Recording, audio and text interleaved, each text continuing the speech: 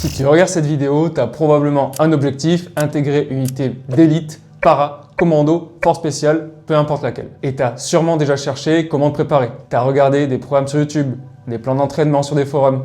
Peut-être même que tu as commencé à t'entraîner. Mais au fond, tu sais pas vraiment si ça va suffire. J'ai passé 10 ans dans les forces spéciales, j'ai vu des centaines de candidats arriver en sélection.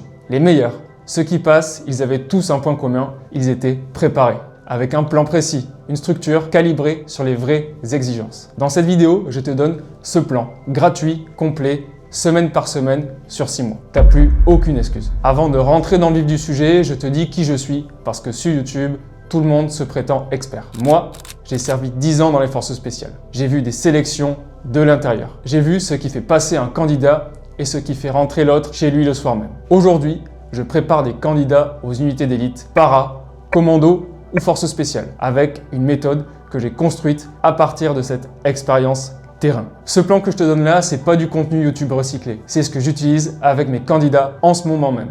Voilà comment on va découper ces 6 mois. Phase 1, mois 1 et 2, fondation. Tu construis la base physique sans te blesser. Phase 2, mois 3 et 4, développement. Tu montes en charge, en intensité. Tu commences à ressembler à un candidat sérieux. Phase 3, mois 5 et 6, affûtage aux sélections. Tu simules les conditions réelles, tu atteins les barèmes, tu arrives prêt.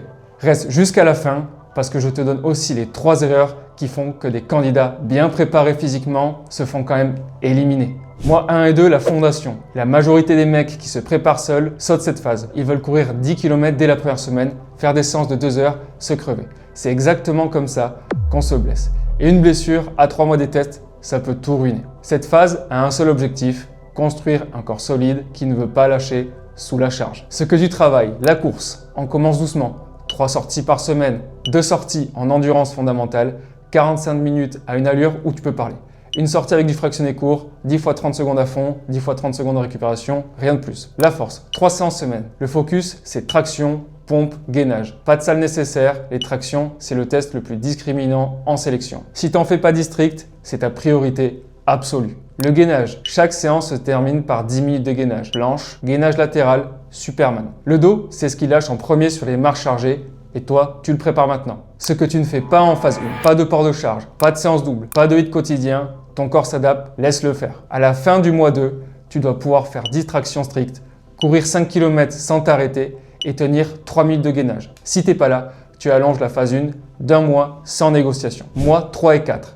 Là, ça commence à ressembler à quelque chose. Tu as une base, maintenant, on construit dessus. Le volume monte, l'intensité monte et on introduit 2 éléments qui sont au cœur des sélections, le port de charge et les efforts longs. La course, on passe à 4 sorties semaine. La sortie longue monte progressivement. 8 km en semaine 9, 10 km en semaine 12. On travaille le Cooper, 12 minutes à fond parce que c'est un test qu'on retrouve partout. Objectif minimum, 2800 mètres. Objectif sérieux, 3000 mètres et plus. La force, on continue traction et pompe, mais on ajoute du tirage horizontal, du squat, du soulevé de terre léger.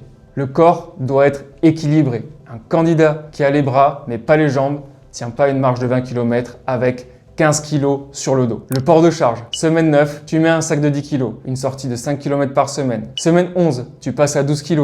Semaine 12, 7 km à 12 kg. Tu vas souffrir et c'est normal, c'est exactement le but. Mental. C'est dans cette phase que beaucoup de gens lâchent. La nouveauté est passée, les séances deviennent dures. Le quotidien reprend ses droits. Ce que tu fais là, te lever, t'entraîner, recommencer, c'est déjà une forme de sélection. Ceux qui passent les vrais tests sont ceux qui n'ont jamais arrêté quand c'était chiant. À la fin du mois 4, 15 tractions, Cooper à 2900 mètres minimum et marche de 10 km avec 12 kg. Mois 5 et 6, là, on simule la réalité. Plus de question de s'entraîner pour s'entraîner.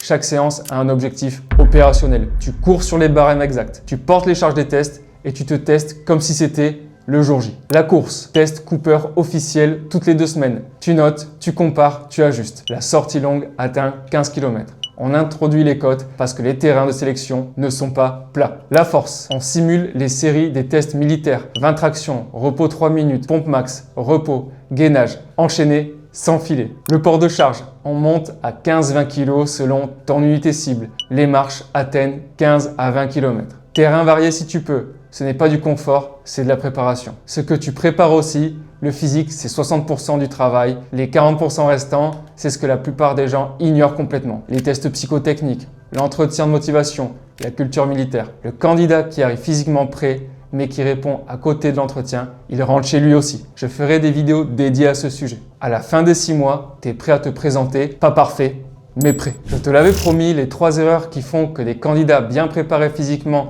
se font quand même éliminer. Erreur numéro 1.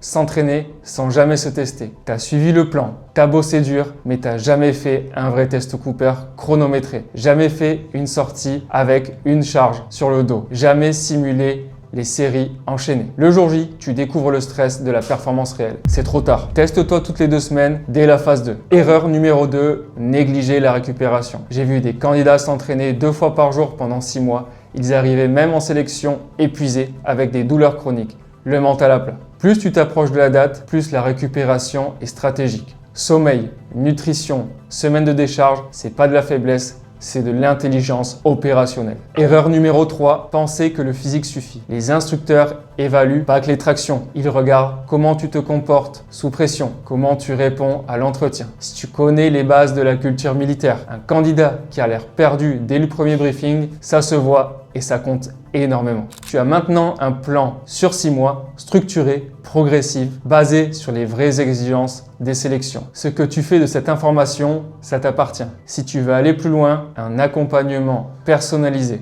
une préparation adaptée exactement à ton unité cible, ton niveau, ta date de sélection, le lien est en description. On regarde ensemble où tu en es et ce qu'il te faut pour performer le jour J. Like si cette vidéo t'a apporté quelque chose de concret. Abonne-toi parce que la suite arrive. Entretien de motivation, psychotechnique, culture militaire. Et si tu as une question sur le plan, tu la poses en commentaire et moi, j'y réponds.